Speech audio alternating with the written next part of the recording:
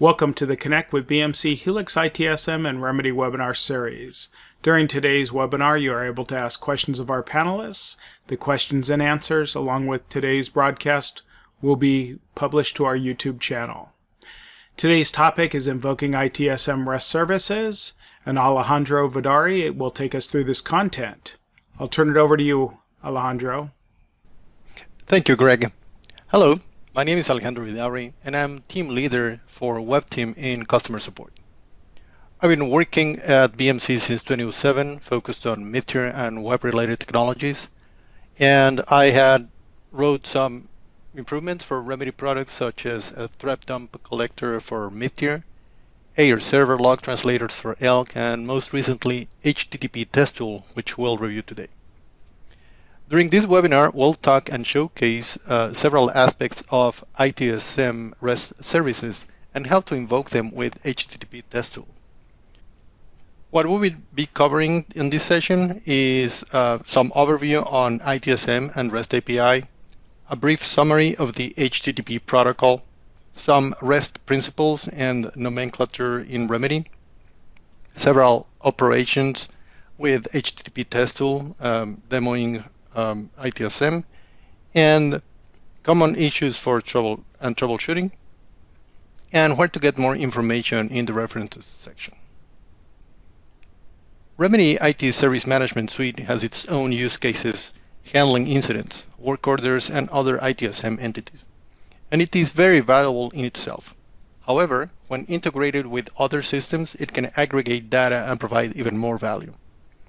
ITSM REST API is the most recent integration strategy published by BMC. We've come from coding integrations with Java or C, then SOAP web services, and now RESTful web services.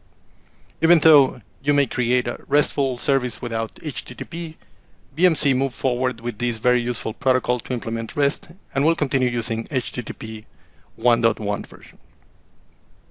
We are offering not only the basic create, update, delete, or retrieve operations, but also associations and metadata services. And in particular, ITSM has its own integration strategies for incidents, work orders, and many other. Now, before jumping into REST, let's take a closer look at the underlying protocol, HTTP. The protocol was designed to be human readable. Therefore, we can see or create messages using text editors as long as we adhere to the conventions. In here, we can see the most important aspects of the protocol request: a method indicating the type of operation performed, the resource path that would address this request, and the protocol version, a hostname header needed to direct this request properly. Multiple headers can be sent, and even extended headers can be used, such as XAR transaction core ID to indicate the remedy transaction ID. The empty line is only needed if there would be a body, and depending on the complexity of the call, we would see empty lines in other locations. And finally, the body, which is needed depending on the method. For example, post requests usually need a body or payload.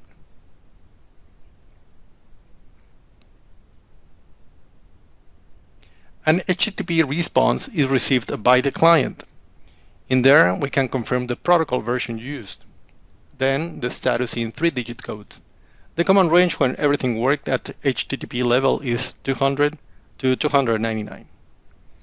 The status message is a text representation of the response, and it can be OK, created, accepted, unauthorized, etc. The response headers include useful data such as the server time, the type of content returned, and its length, among others. The empty line will occur if a body is part of the response. And finally, the body.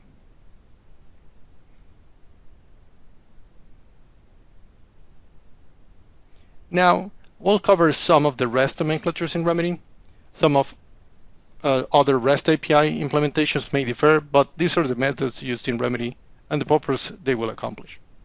If we need to retrieve data, we mostly use GET method, but merging and creating entries would require POST method. Options is used to get metadata. Information about the structures such as forms and fields. Updating entries is done through the put method. And delete helps deleting entries but not forms or fields. Once we've defined the method we need, there is one more attribute to pay attention to, the content type header. For most operations, we will make requests using content type application JSON.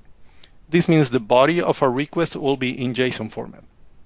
However, when logging in, we'll use a form URL encoded header, and when using attachments, multi-part form data would be required. We'll cover that in the example. The query string can modify the responses in Remedy, such as the values we need as part of the response using the fields parameter. How the data would be sorted in the response with a sort parameter. If we need to query Remedy using advanced search filters, that can be done with a queue parameter. To limit and paginate the number of records, we'll use offset and limit in conjunction. And if one form has associations with other forms, we can get the associated data using expand. Now let's see how to perform the authentication process. In order to authenticate using JWT mechanism, use this request format. It's going to be a post method, a path to API JWT logging. The content type header is going to be form URL encoded data. And as we need to send username as password as a payload, we'll need a blank line in line number 3. Finally, the data as username equals the username value and ampersand password equals the password value.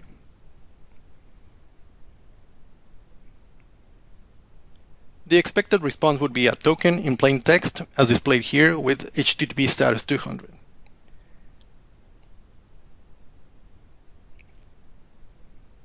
Now, BMC has developed a tool to test HTTP and HTTPS calls. We call it HttpTestTool. And even though it has been designed by BMC, it uses Apache HTTP client library and provides verbatim logs on what is happening at the HTTP level. In this way, you can have a crystal clear evidence on what should be sent to a particular service and what would be the response. There are some scripting capabilities, such as multiple sequential requests on a single script, variable replacement, attachment handling, and repetition of requests. The usage is simple. Once you have the client jar file, just invoke it with 3 possible parameters. A script file, which is mandatory, and either or both debug flags, such as debug HTTP and debug SSL. As any Java application, it honors the javax.net keystores and thruster parameters. Once you execute this command with the appropriate file and the debug HTTP parameter used, the console should show the HTTP conversation in this format. A double greater than sign indicates the request, and a double less than sign indicates the response. As there are some characters that are difficult to represent on screen or even on files, the console output would show any of these characters in between square brackets. In this case, carriage return, a new line character, accented is, or the 3/4 character would be displayed as such. Now, how would you build a script for this tool? We wanted the scripts to be as close as possible to the actual request, minimal additional headers, and editable in text editors. For example, this 4-line script will get a JWT token, and this file named 10.logging would be run with the command at the bottom and produce the log format we've seen in the past slides. But what about more complex scenarios? We want you to execute multiple operations after logging and finally log out, and make sure it works consistently, and enable you or REST API integration developers to get a clear evidence on what should be sent and expect in response. Here we show a more advanced script. Define some variables in lines 1 to 6, so you can reuse your scripts in other environments for more queries by just changing those variable values. Define multiple requests separated by the triple hash sign. Reuse information from the response, such as the token in line number 13. Well, all this looks really good in paper, but let's see if we can take a closer look in action. So let's jump into the demo section. So let me open the very first script.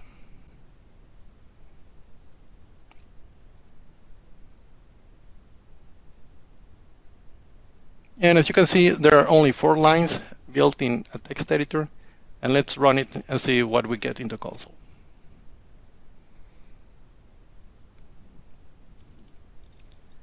I'm going to use a small run cmd command that will specify java -jar, the jar file, and the argument number 1 I'm sending.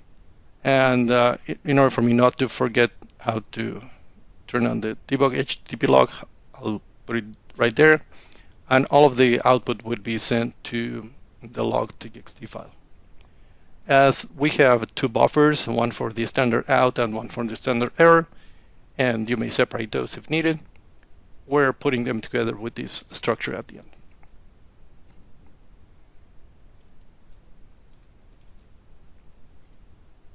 And there's the command line.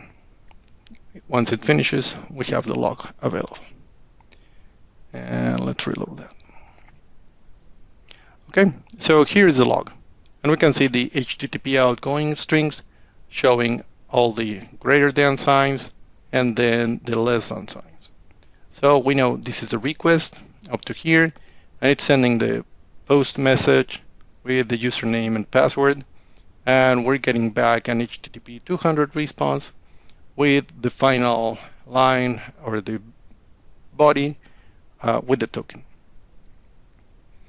Now, this is all looking good, but what if we want to reuse this same script in another situation? So let's see how this looks like. This is a slightly different script just because it has server, username, and password. And while I'm highlighting them in lines number 1, 2, and 3, we can see where they would be replaced with these double curly braces. So that's exactly the same script, just with these variables. And let's see how it looks in the log. So I'm going to execute that script. We're getting a log, and we're done. We reload the log, and let's get to it. And it's exactly the same operation. Post, 200 status, and token at the bottom. Now let's take a look at this third script. Let's make sure it's displayed here. So this 11 logging with variable was previous script. Now let's take a look at number 12. We're adding 2 more lines at the end. This triple less than sign indicates that we're done with the request, but we want to process some of the response. And that's what we're doing in line number 10. We are defining a new variable called token and specifying the content as error-wt, having a space, and then the response text. This is a special variable we're creating, and you're going to see more in the articles about HttpTestTool. And you can simply reuse them. So that looks good, but this script, if we run it, it's not going to look any different. So look at that. And the log is done. And that's it. We're just basically seeing the date change, and that's about it. The data is exactly the same. But we actually want to reuse that data. So let's take a look at the next script.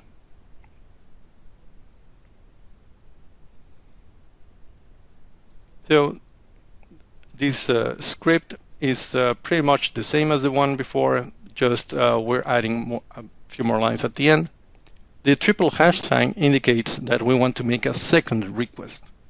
And line number 12 starts that request with a post message to API JWT logout. And here's the first time we're reusing the token variable because we want to send that token as the authorization header. Now let's take a look at that.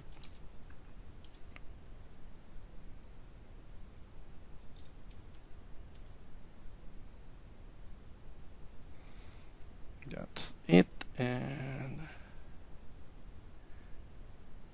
so we can see the logging mechanism. That's pretty much in place. We're familiar with that now.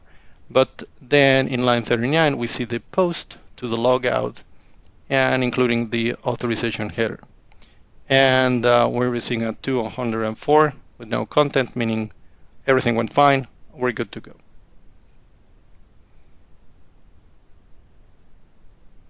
Well, that is all for logging in and logging out, but let's move on how to retrieve entries with this utility and REST API. So let's take a look at that script. This script is a little bit different. After defining server, username, and password, we're defining an entry path and a form. This path is going to be used when you're accessing to entries, and this form variable is there, so you can simply modify this name and point to another form. The logging mechanism is something that we're already familiar with, grabbing the token, and this is our initial request to query the user form and get all the entries from it. So let's run that script.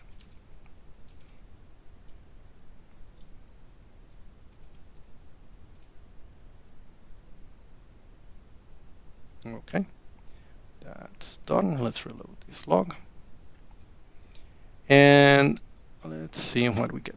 So the logging is as intended. And now we're getting a get for the user form, and we're getting a lot of data. So let me grab a piece of that text and format it so it's a little bit more readable. So what I'm using is JSTool utility from Notepad++, and this shortcut to format JSON. But I'm going to be using the shortcut on the keyboard, so I don't need to navigate through this menu. But that's what I'll be doing. So now that it's formatted, we can see that there are values on this user form. And this is a request number 1. We're expecting that to be the administration user. That's there, the demo user, and all the values that we can link. Let me just collapse this values object. After each values object, you'll see a links _ links object that is a direct link only to this entry. And you can see that after the user form, we have an entry ID value. This is a request number 6. It was created by demo, and that's the app admin account. And so on. You'll see another link for that entry ID number 6. And same thing for this one. And so on and so on. So all good. We're able to get information from users. Now let's take a look at this 6 script and how to retrieve only certain fields. So here's the script. And I put a couple of comments, line 15 and 16, and they're about the same. It's just that, well, this %20 represents spaces on the fields. And when you're passing the fields with values, you want them to be URL encoded. And there are multiple utilities to do that. One thing you can do is simply highlight that, then go to plugins, MIME tools, and URL encode. And that will replace any character that is not safe for traveling in the URL to those values. So with that in mind, what we're sending to that user form is fields, parameter equals to values, and between parentheses, all the fields that we're interested in. I'm going to save that after that slight change, and let's execute that.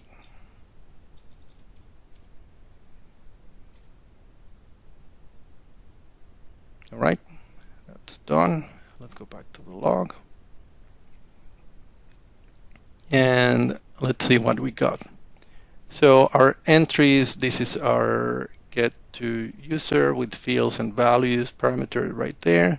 And this is our entries. So let me grab that, put it on our buffer, paste it, and format it. So now instead of getting all the values from each individual entry, I'm getting only the request ID, the full name, and the status. And well, that link is going to be there all the time. And that's how we get only certain pieces of data. For the seventh script, we're going to be sorting data. So let's take a look at that script. So we're doing exactly the same, accessing the form that's called user, passing values between parentheses. But here's another parameter. After as any query string should use multiple parameters, we're going to implement the ampersand sign. The parameter is going to be called sort, and the value is going to be create date. As it has a space, also %20 should substitute that space. And after that, we're going to put dot descending or dot ascending in its abbreviated form. And that's what we're going to expect the data to come back as sorted by create date in descending order. So let's execute that.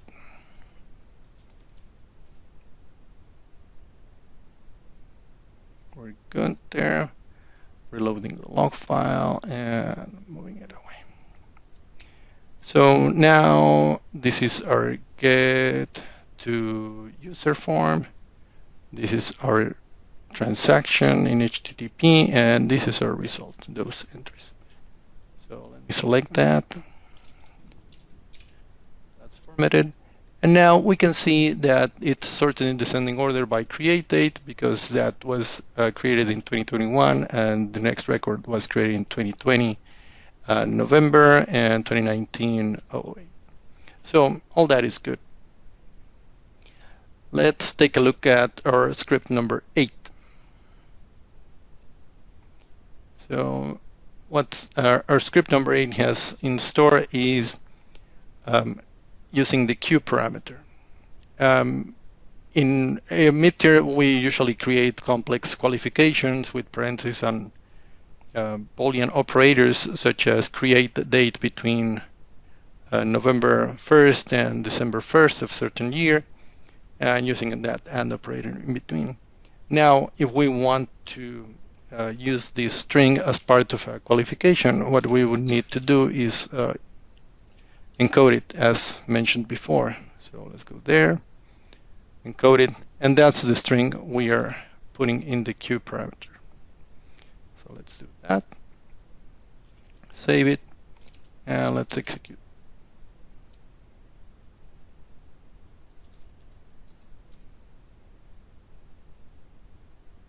That's done, and now let's see what we got in the log. All right. So that's my result from that get operation with this qualification, and the entries I'm getting is that. Let's see what that is about. Well, that's the only entry I have on my system that's between November 1st and December 1st. So that seems to be working fine. Now let's take a look at the next script, which will start to paginate results, because if our application wants to show less data or certain amounts of data, well, we want that to be efficient on the server itself. So let's try with this one first. So we're already sorting by create date in descending order, but we're adding two new parameters. The first one is called limit, meaning the number of records we want is 3, and the offset is a record that we want to start on, and that is set to 0. So I'm expecting records 1, 2, and 3 from the database sorted by create date. So let's take a look at that.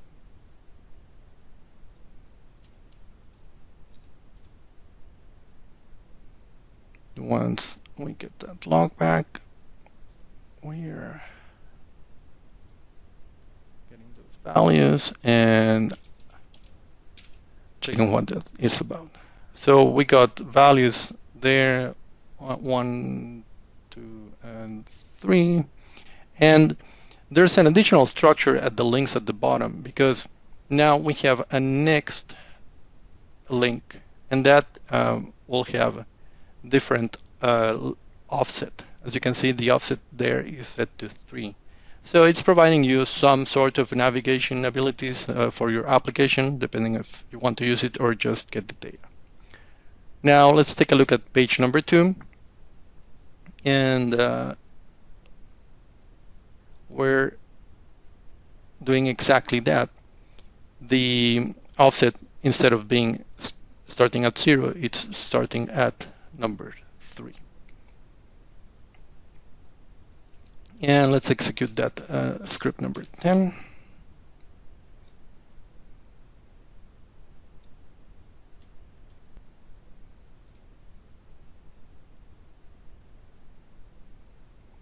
Okay, and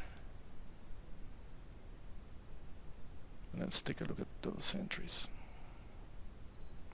And we're going to see a different link structure at the end. So again, we have values 2 and 3. And in the link section at the very bottom, we have not only the next page with a different offset 6, but also the previous one with the offset to 0. So use those navigational links if needed. Now let's take a look at this association concept. What I've designed is a parent form with a child form, and this is the ZZ test parent 1 form, and I'm using the fields equals association in the query string, so we'll get the URLs for the entry IDs that are associated to this.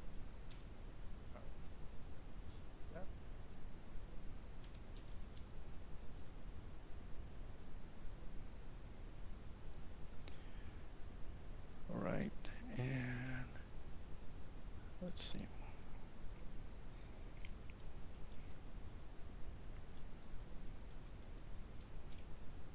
Okay, so this is the entry ID, and what we're seeing in here is that there is an association for this entity called ZZ parent child 1. So that's what the link is telling us, that this entity has one type of association, and this is the association name we have. These associations are defined at AIR server level. So if you're not familiar with that, well, that's a good concept to take a look at. Now let's see if we can get the full data of those associations. So let's take a look at that script, and we're using the expand association, and between parentheses the name of the association, and I'm only retrieving certain values from the parent entity. So let's see how that looks.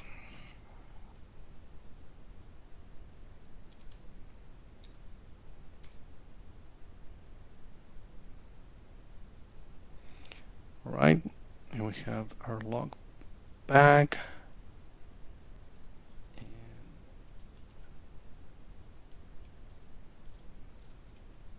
Okay, so this is a parent entity. I only wanted the request ID there. We know that's from the parent form as mentioned here. And now the associations are expanded, meaning we have the full data from them. And well, this is all the values coming from that entity. That's child number 1, and this is child number 2, and they have their own self links. So that's how you get associations to parent.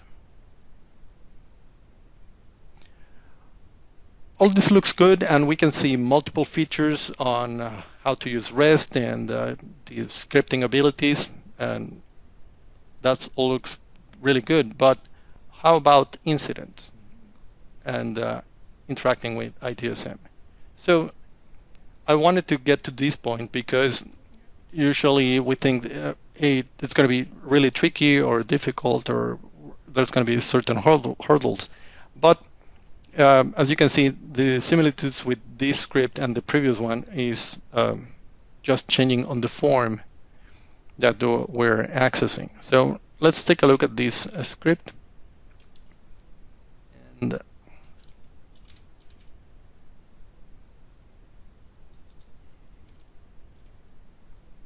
let's get that log. All right. Well, this is going to be a little bit more data, so bear with me. That's the end of the data. Okay. So we all know incidents are a big piece of data. That's the incident number, who submitted, the dates, and the basic data. I'm not going to go in details on all the incident structure, but the associations. Once I've collapsed the values, we can see the links to the associations are including social events, incident associations, variables, notifications, task associations. That's one of the dates that I copied with the log. Costs, broadcasts, etc., and work logs at the end. So there's a lot to grab from a single incident. Of course, I didn't expand all the associations. We're going to do this one by one.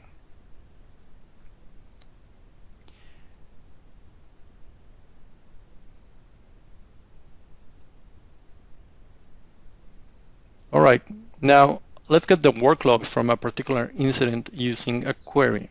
And this is going to be our 14th script. Now, the form has changed. Of course, we're going to query HPD worklog. And instead of accessing that with an entry ID, because we don't have a clear entry ID for that worklog operation, well, we're using the incident %20 number. So we're going to translate what that means. And I'll put that in. So we have that, and using the same plugin, MIME tools URL decode. So basically, we're simply saying incident number equals that incident 326, but the double quote and the equal sign is encoded. So that's all we're passing in that query. Now let's execute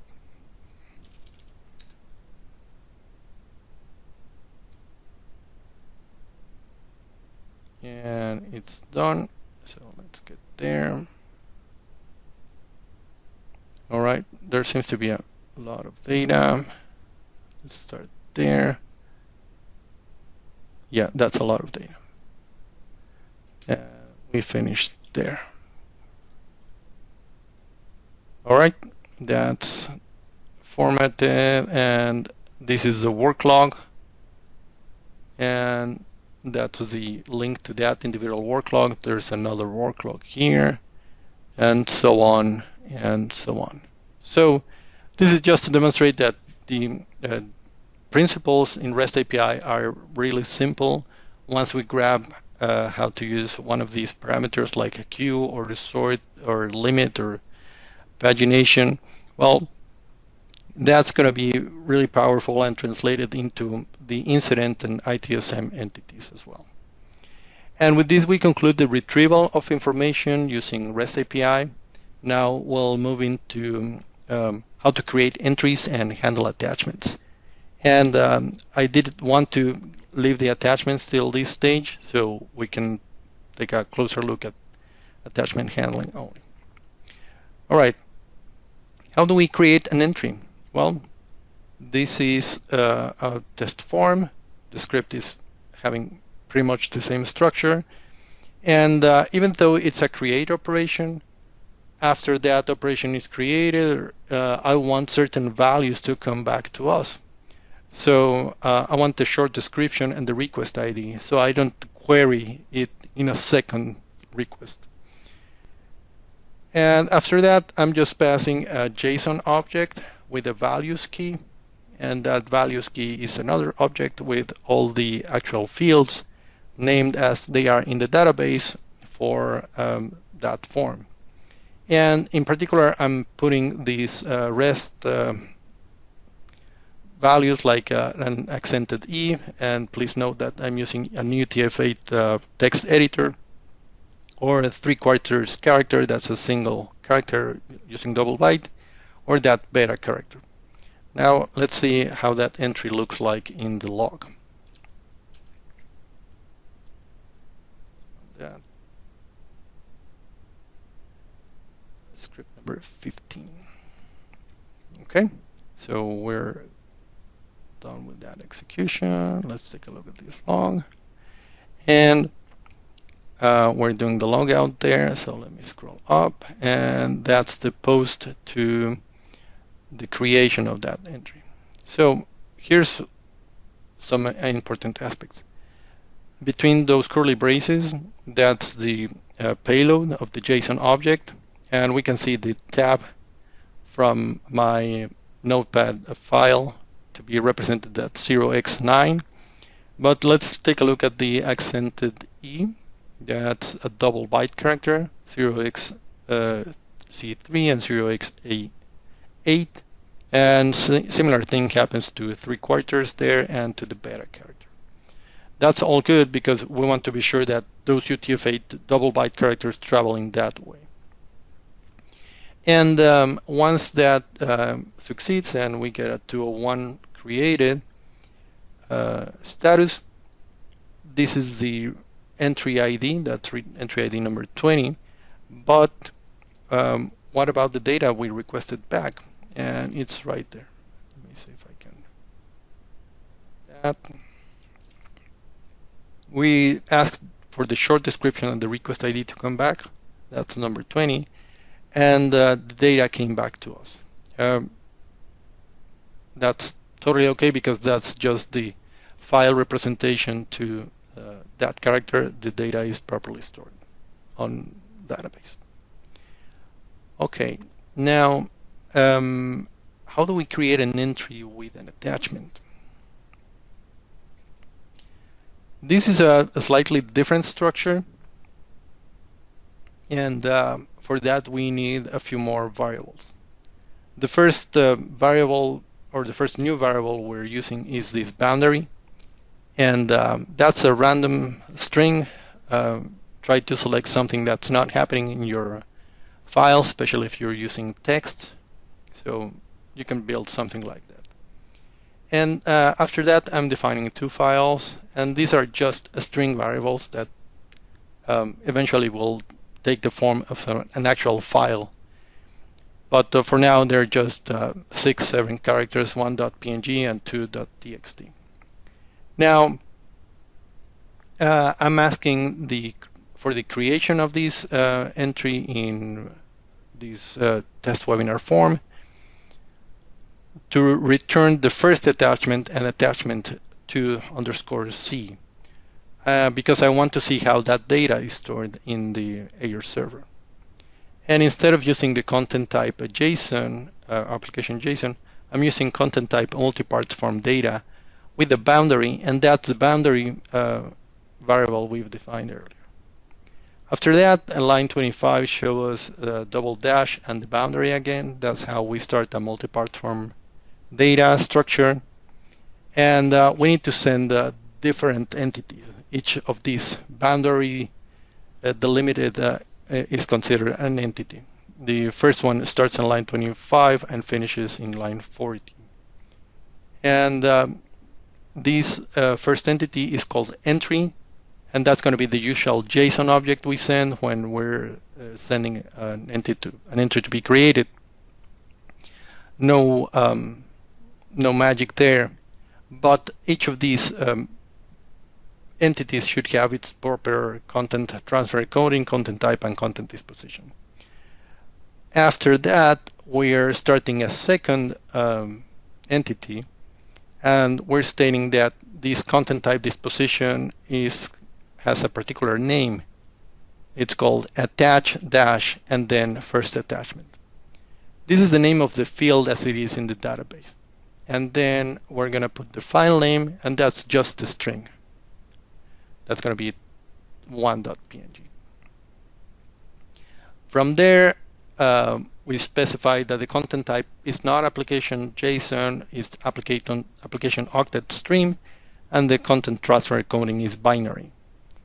And here is a utility from HttpTestTool specifying, please read from the current directory this string as a file name. So it's actually going to read from the file system and put in binary content, all the binary content in this point of the script. And after that, we're having this the blank line and stating this entity is finished, and we're starting a new one. And the same thing is going to happen for this last one. That's also an attachment with a different name, a different file name, application octet stream, encoding binary. Same treatment to read the file, and with this double dash boundary double dash, we finish the message.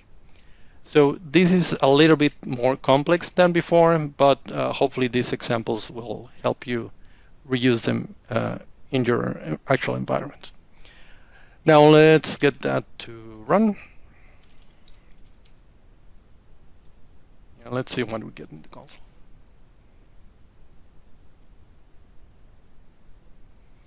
Okay, and that is our post message to our test form, and we want back first attachment and attachment 2. All right, let's see what we got. This is the first entity headers. This is the first entity body. And now we start to see the second entity with that boundary limitation, and the PNG file is right there. And this is what I really like about this tool. It's telling us each individual byte how it was transferred. We know there are 3 bytes, and then carriage return, and after that those characters, etc., and that's all the PNG file till here. And then there's another boundary, and this is the content of our text file. That's exactly what it has. And finally we get a response stating, hey, your entity was created. This is the entry number 21, and I'm interested in what we got back. So let me get that copied and format. So the first attachment says, well, that was a file named 1.png with 119 bytes, and this is the reference if you want to retrieve the attachment. But of course that link still requires authentication, so you need to send the proper authorization header. Now the second attachment is file name is 2.txt with 38 bytes, and that's its reference. So that's really good because this script number 16 allows us to create an entry with an attachment and get some data back if we need it. Now, well, we've created an attachment, that's all good, but how am I sure that it can be transferred back? So let's take a look at that. And this goes back to the usual types of script. I mean, the structure of each individual request is less complicated. It's really easy. And we're just pointing out on this form, please get me entry number 8. And from entry number 8, I need an attachment. And the attachment I need is the name of that attachment field as it is in the database. Properly URL encoded, that's why you see the %20. And we're doing the same thing for the second attachment. So that's the script, and let's run it.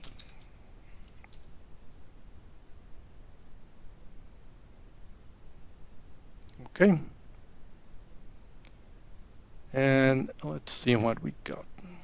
So this is attachment 2, and this is the first attachment. Yep, first attachment right there. And we get a status 200, okay. And that's our PNG values with all its bytes.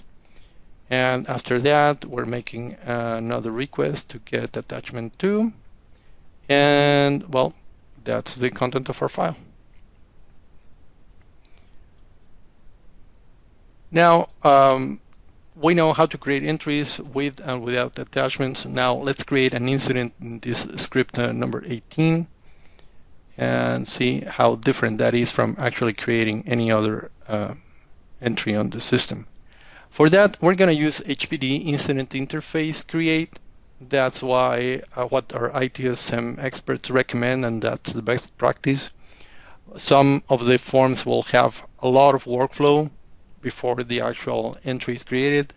So you need to interact with certain of these interface forms.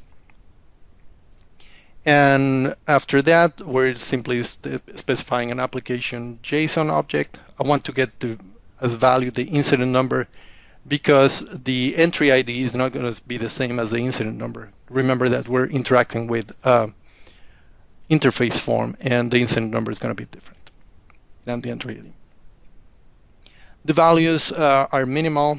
Very likely you're familiar with this, such as the first name, last name, the assigned groups, the description, the impact and urgency that's related to menus, the status, how it was reported, and who's going to be the assigned and service types. So once that's done, it doesn't look that different from any other creation that we've done in the previous script. So let's take a look at that.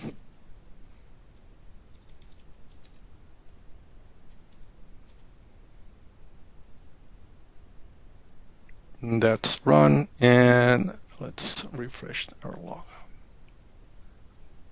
Okay, so that's the logout. So let's take a step back, and excellent. That is our incident being created. We posted into incident interface create, and we want the incident number back. That's our body of the JSON object. We get a 201 created, and that's a request number 9. But that's the entry ID on the incident interface create form, and we're not that interested in all that. What we want to get is this incident number. So, and the incident number is 328, even though we are pointing out to incident interface create form. Excellent. Now, let's move ahead into our script number 19 and see how to create an incident with an attachment. Again, we're working with HPD Incident Interface Create. As we're going to send an attachment, we need a certain boundary and at least a file. And that's what we're defining in line 15 and 17. And we're making a post to the form that the incident interface create, and we want the incident number back. We're changing the content type to be multi-part. We're having boundaries for our entities. We're saying pretty much the same thing with the exception of this line 42, which is the Z2AF ACT attachment 1, and we're substituting right there the file name of our file 1. And from there, we're creating a second entity in HTTP called attach-c2af and the same attachment name. And the file name is going to be the same as defining the variable. From there, we simply specify with triple less than sign, please read in the current directory where the script is run, something called file 1. And we finish with this -- boundary -- Now let's take a look at that on the logs.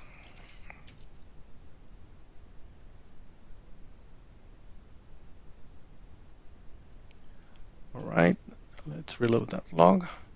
And well, we're doing our post, incident interface create.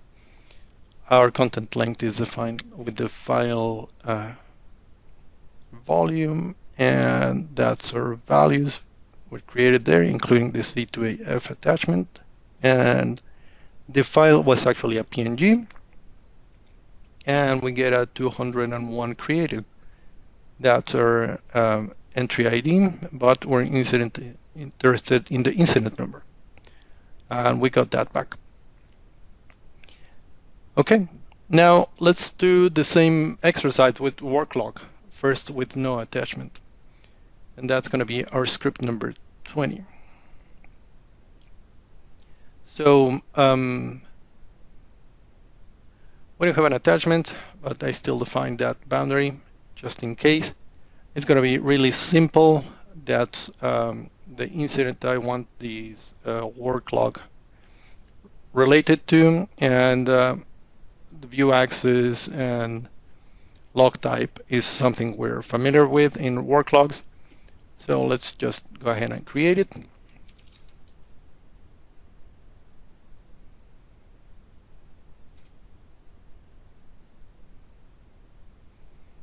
Excellent, and let's reload this log. And we did the logout there. And we're doing the Worklog post right there. We get a 201 created, and this is the Worklog data, and we got the incident number back. As we're working with the Worklog form directly, I didn't request much more data. So that's all good. Worklog, how to create it without an attachment and how to create it with an attachment. We're pointing to Worklog form. We have an user boundary, define our entities. We can put all the attachments in a single message. We just need to define them in each individual entity as part of the multipart data. And I'm reusing the same file just for brevity, but of course you can use different files. Remember to use the attachment name as it is in the database. And that's it. Let's execute that on the console.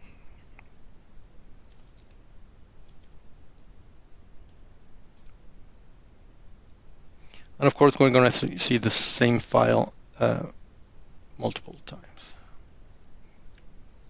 Okay, so that's our file name to txt.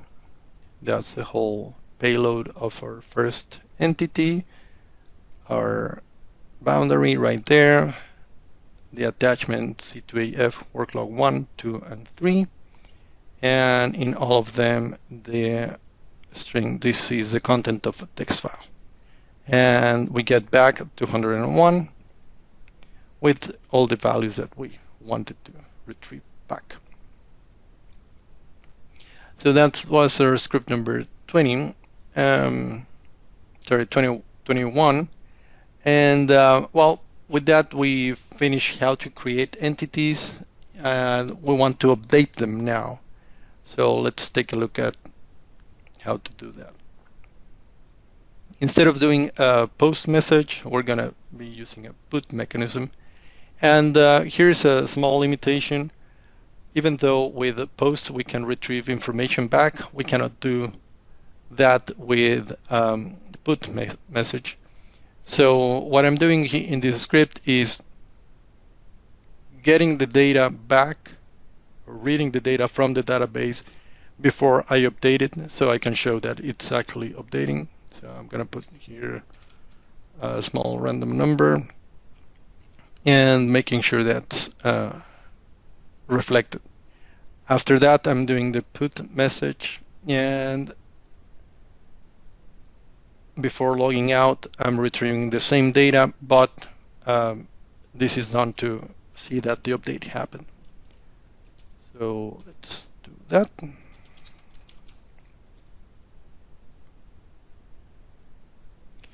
Excellent. And now let's retrieve that log again. Okay, so let's see. We start with our get to that form. That's entry number 2. And the values we wanted to get are right there. So for that, we want to have an update. This is the original value before the update. So let's take a look at the next one. The next is the actual update that is pushing data into that same request number 2. And that's a random string, 1, 2, 3, 4. And we're getting a 204, no content. That means it was updated. And after that, we're trying to retrieve the data back. And that's where we find our random string 1, 2, 3, 4. So with that, we're updating the entry. So that looks good. But how do we update an entry with an attachment? And we go back to the multi-part form data structure.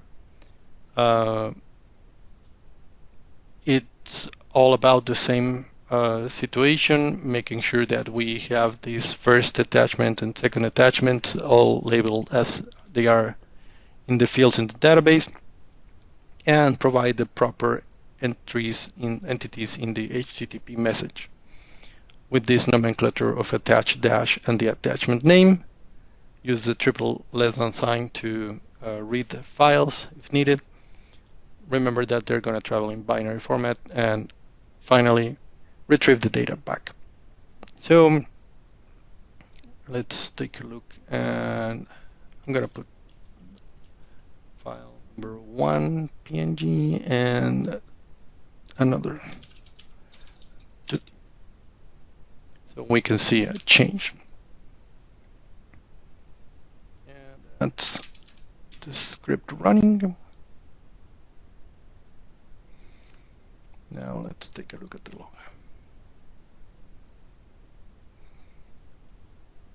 Okay, so this is a put message, and let's take a look at the values before. So we're getting the metadata from the attachment, and I'll put them here.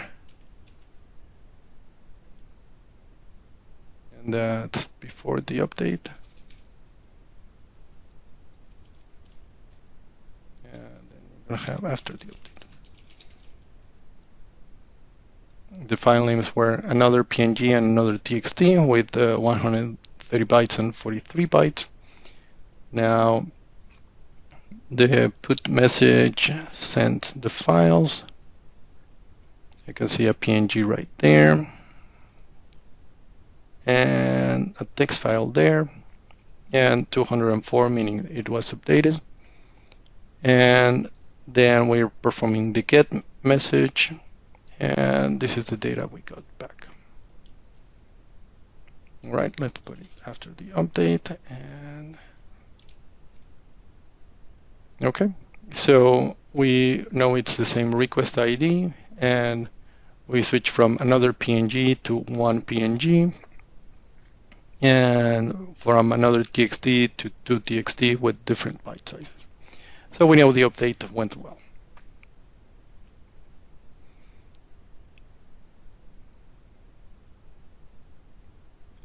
Now, there is a different operation for merging. This is going to be our script number 24. And this has two different keys inside the main JSON object. The first one is values. We're familiar with that already. We're doing a post message application JSON. But then this object merge options is going to define several items, like if we want to ignore the patterns in the fields, or if we want to have an alert if there's a multi-match for these, and what's going to be the merge type. There's several values like error, if another entry was found already. And if we want the workflow enabled or the associations enabled. So I put all that to false, and I want actually to do a merge. So let's put that during webinar value. Let's save that file. And the last item on this JSON object is a qualification. So what I'm doing here is stating fetch in this form the field ID number 1, and as long as that matches to 12, well, please update it. You can have broader qualifications, and if they match more than one entry, well, it's going to be updating only one of them. It's not going to update all the matches. So I guess that's all for that script, and let's run it.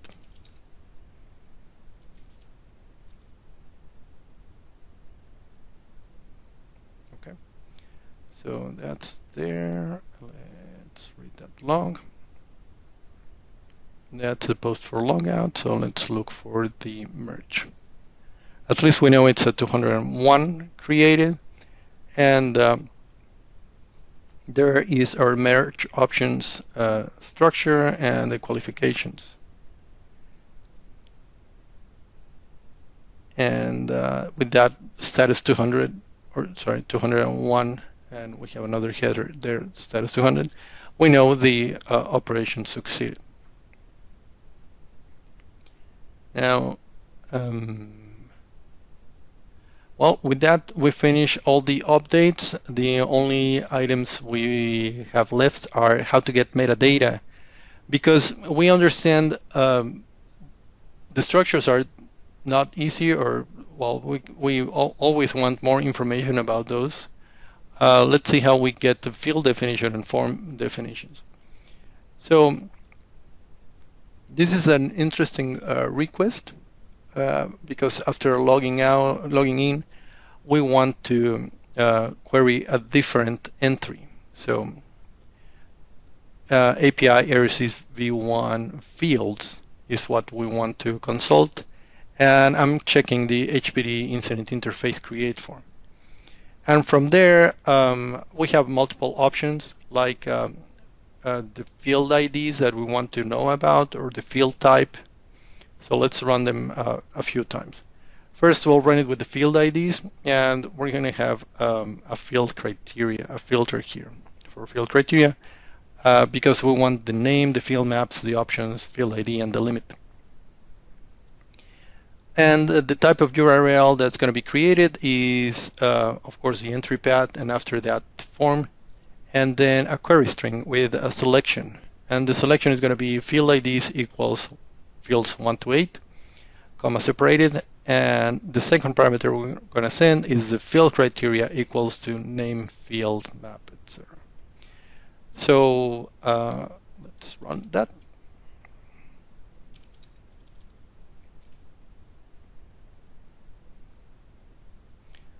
Okay, and let's reload that log.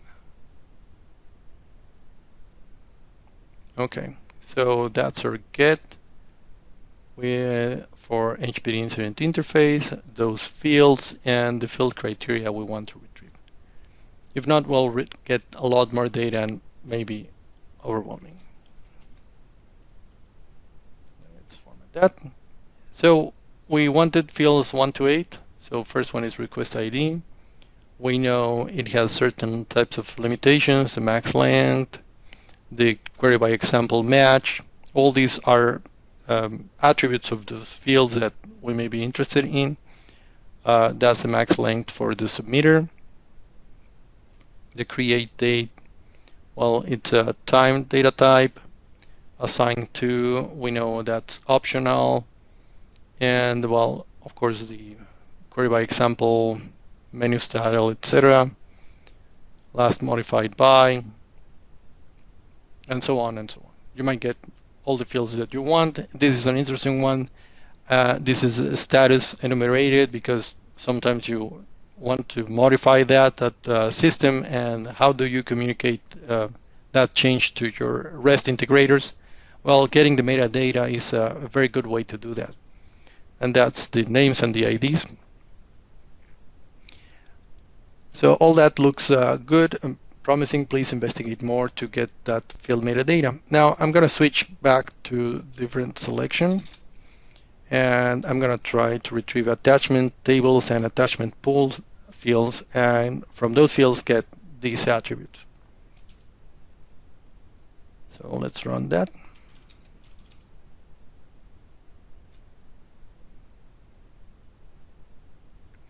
That's done, and let's get here. And I think that's my response. Yep. All right, let's format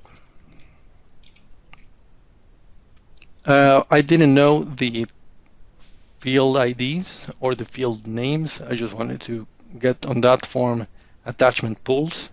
So now I know the name of an attachment pool, and this is a table. That's a template table. That's an attachment field, and so on. So it's very powerful what you can get from a form using metadata. So please go ahead and use it. And let's see how we can get form metadata.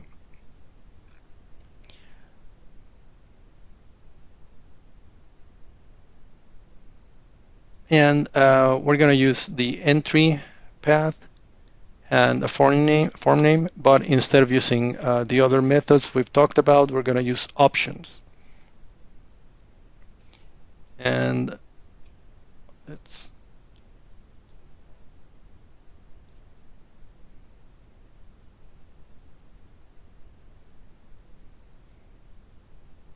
okay.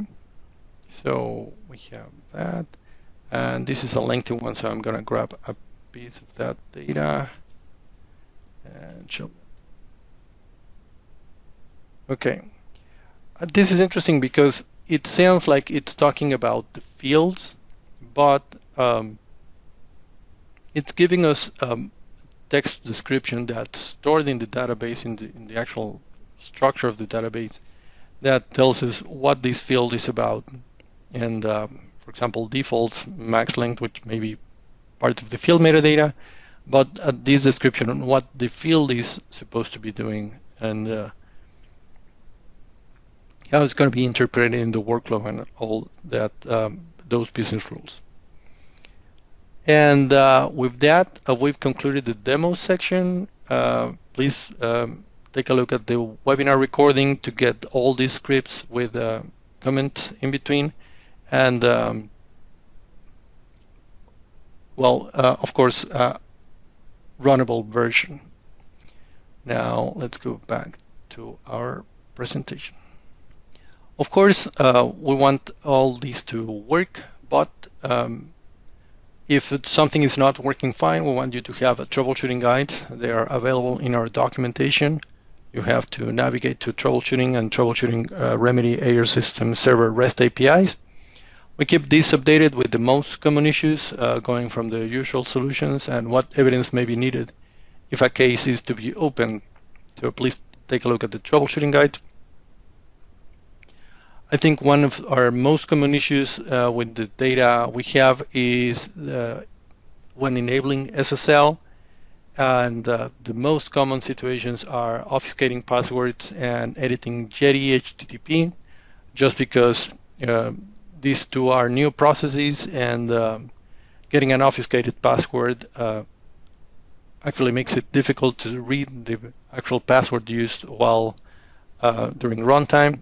And of course, editing Jetty HTTP XML is an XML file, and it's sensitive to typos and structure problems. And if it's broken, well, the whole Jetty server is not going to be running. And the third root cause on that is communication issues. And of course, our solutions are depicted on that KB on how to enable SSL on Jetty. Please take a look at the references. We're offering a REST API Start Here series. It talks about the structure on REST API, what architecture is used, the type of logging, our troubleshooting guide for REST API, and of course integrating ITSM with third-party applications. And of course, we cannot forget about HttpTestTool. That's the introductory KB and how to use it, and it's going to provide links to all the other scripts and examples that we've talked about during today's webinar.